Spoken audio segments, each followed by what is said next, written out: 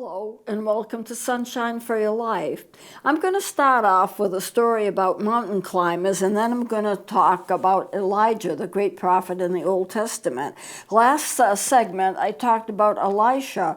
Elisha came after Elijah and was a protege of Elijah. So some people get mixed up. The words are spelled very much alike, but Elijah came first. Well, there's a true story about some mountain climbers who tried to climb Mount Everest, and they failed due to bad weather.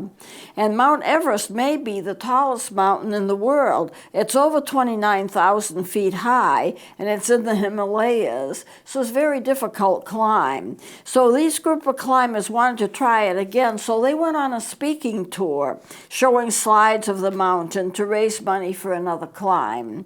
After one presentation, the speaker that was talking raised his fist to the slide of Everest, and he said this: "Everest, we are going to conquer you someday, because you are not going to get any bigger, but we are." And that was his promise to conquer Mount Everest. Now, the state of Colorado, just as an aside, has more than 50 mountains that are over 14,000 feet high. And some people make a career of climbing all of those mountains. Mountains inspire us. They're beautiful, but they're also treacherous. And the weather can change due to the altitude as you climb. Now, Jesus climbed mountains just to pray. And the first scripture on the screen is going to be Matthew 14:23, and this is what it says. Matthew 14:23, "He went up into a mountain apart to pray, and when the evening was come, he was there alone." Let me just read that again. "He went up into a mountain apart to pray, and when the evening was come, he was there alone." So let's take a little look at history here. In the Old Testament, there was the prophet named Elijah. This is who we are talking about today. And he was living in a time when there was a very evil king. That king's name was Ahab, and his wife, who was equally as evil, was Jezebel. We've heard about Jezebel a lot in history, and she is his evil wife. Now, Jezebel and Ahab practiced an evil religion called Baal, and children were sacrificed in this religion, and God hated it. And speaking just as a Christian myself, I know that God hates the sacrifice of babies even now, just as much as he hated it in Old Testament times. He is a creator of life, and he expects us to sustain life. But at any rate, children were sacrificed in this religion. And so Elijah had a confrontation with the prophets of Baal on Mount Carmel. Now, Mount Carmel is a very, very high mountain. It's over 1,818 feet high. I've been on Mount Carmel. Most mountains go up in a step-like pattern, and you sweep, and it levels off. It swoops up, levels off, swoops up, levels off, almost like in a step-like pattern in most of mountains that you climb. But Carmel doesn't. When I've been on Mount Carmel, and I've been on Mount Carmel 3 times, it just goes up and up and up, and you think you're going to tip over because it's so high, and it goes straight up. And so it's a very difficult drive out Mount Carmel, but it is a huge, huge mountain.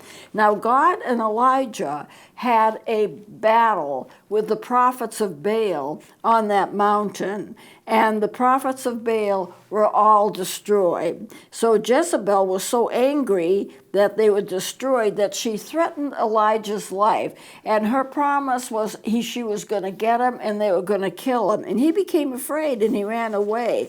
This is not like Elijah, who did many miracles, and Elisha, who followed him, who also did many miracles. He was not anyone that was going to fear greatly, but he did fear because of the fact that his life was being threatened. So being afraid was not typical of him, but he was afraid, and he ran away. So what did God do?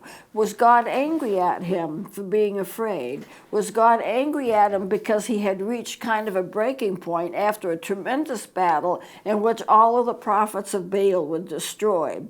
Well, not at all. Just like you, if you reached your breaking point and you don't think you can go any further, God's going to take care of you. God did not reject him. He took care of Elijah. God gave him food and water, brought him to a place where he could rest and where he could sleep. He had plenty to eat. He had plenty to drink. He could sleep under the shade of a tree, and he took care of him there. And just like he would you if you're at your breaking point. And then after he had recovered sufficiently, God called him forth and put him back into the ministry again, and he was to anoint a king. So the point is that God does understand where we're coming from, and God does understand where we are. And when things get to be too much, he does not get angry at us for having emotions. He does not get angry at us when we're too tired and when we feel that we're being burnt out. But he doesn't want us to get stuck there either. He wants us to finish our work. The second verse on the screen is going to be Philippians 1:6, and this is what it says. Philippians 1:6. He which hath begun a good work in you will perform it until the day of Jesus Christ. Let me read that again. He which hath begun a good work in you will perform it until the day of Jesus Christ. What he has started in you, he will continue to do in you until it's finished. You know, you may not do it all. You do your part of it. God does the rest. Or he has other people do the rest. I had a good friend of mine. We were ordained together. And what happened was he got real sick. And his wife was worried, and he was worried that he might not finish all the work that he thought God wanted him to do. Well, it turned out that he did pass away, and his wife was inconsolable. She said he didn't finish his work. He was worried he wouldn't, and he didn't. And then I pointed her out to that verse, that he who has started something in you will complete it. And then she felt much better after that, because she realized that he had gone home when God had called him home, and that he had finished his part of the work. It may not have been the total work, but it was his part of it, and he did do it. And so he was brought home. Now, the third version, scripture that would be on the screen is Mark 11:23, and this is what it says. Whoever shall say unto this mountain, be removed, be thou removed. There's another typo. It says be they removed, but it means be thou removed, and shall not doubt in his heart, but shall believe, he shall have whatever he saith. Now let me just read that again. Whoever shall say unto this mountain, be thou removed, and shall not doubt in his heart, but shall believe, he shall have whatever he saith. Now what they're saying is you can speak to a mountain, you can speak to a problem. Now there's another version of this, which it won't be on the screen, but I'm going to read it. Mark 11:23 and 24, and it comes from a different version, a modern version of the Bible, and it says this: what I'm about to tell you is true. Suppose one of you says to this mountain, go and throw yourself into the sea. You must not doubt in your heart. You must believe that what you will say will happen. Then it will be done for you. It's just giving the emphasis upon having the faith, because if you have faith, nothing will be impossible to you. Now, we're not talking about a literal mountain here. We're talking about mountains in your life, problems in your life. You have the right to have faith that God is going to heal those, bring you through those, and you're going to be able to work through them, and that they are not going to influence you, and you're going to be able to complete what it is that you want to do. Verse 24 in this modern version says, so I tell you, when you pray for something, believe that you have already received it, then it will be yours. The Bible places a lot of emphasis upon faith. If you believe in God, if you believe in Jesus, a lot of things are going to happen to you. And I mentioned before, like Jeremiah 29:11, God has good plans for you. They are plans for good and not for evil, to give you a future and a hope. It's not in this sermon, but it is in other sermons that I have written up. So God places an emphasis upon faith. You must have faith. You must believe in God. You must know that God is going to do what he says he is going to do. And that's going to be very very good if you have that faith, because you can achieve things that you wouldn't even think that you could achieve. You will be brought into places where you thought you couldn't go. You will rise to a level that's higher than what you could expect. So I'm going to read this again from the new version, from the English version, Mark 11:23 and 24. What I'm about to tell you is true. Suppose one of you says to this mountain, "Go and throw yourself into the sea." You must not doubt in your heart. You must believe that what you will say will happen, then it will be done for you. So I tell you, when you pray for something, believe that you have already received it, then it will be yours. In other words, you have to pray knowing full well that what you're asking for, as long as God is approving, will happen to you, and that you don't have to worry about it. Mountains, as I said before, usually go straight up and down. Don't usually go straight up and down. Mountains go and swoop up, and then they level off, and then they swoop up, and then they level off, pretty much in a step-like fashion. I know I climbed a mountain once when I was teaching in a high school, and I did it with one or two of my students, and I noticed, and of course I'd been teaching this all along anyway because I taught science, we climbed up to a certain level, then there would be a level place. It would be like a plateau, and we could walk along for a while, and then suddenly we were going up again. Then we were leveling off and walking like a plateau on a level surface for a while. And that's the way it went, all the way up to the top of the mountain. Now, it wasn't an especially high mountain, but yes, it was a mountain. And the town where I was teaching was a town that was just at the foot of that mountain. So a lot of people climbed it, and I climbed it too. So I'm not a mountain climber by any ways, but if you climb a mountain and you can get the sense of how it levels off, it swoops up, it levels off, it swoops up and levels off. Now, not all mountains do that, but the majority of mountains do. Some are sheer, they just go straight up and down, but most mountains don't do that. So you don't see the top of the mountain when you're climbing. When you're climbing the mountain, you concentrate on the next step. Now, I've always told people when they are facing something and they want to get to the top of whatever it is they're facing, look at the next step. Don't look at the top. If you have a lot of weight to lose, supposing you want to lose a lot of weight, supposing you need to lose 100 or so pounds or something like that, a lot of people lose a lot of weight. But if they concentrate on what the weight level should be after they finish with their weight loss, they'll be disappointed. You need to look at what the next step is, and then you go to the next step. And then once you've accomplished that, you go to the next step. And step by step by step, finally you get to where you want to be. And I think that's really the way God leads us a lot of times. If you're learning a language, or if you're learning mathematics, whatever it is that you're learning, you learn something and then you practice it. Especially with a language, you practice it and you get to know it.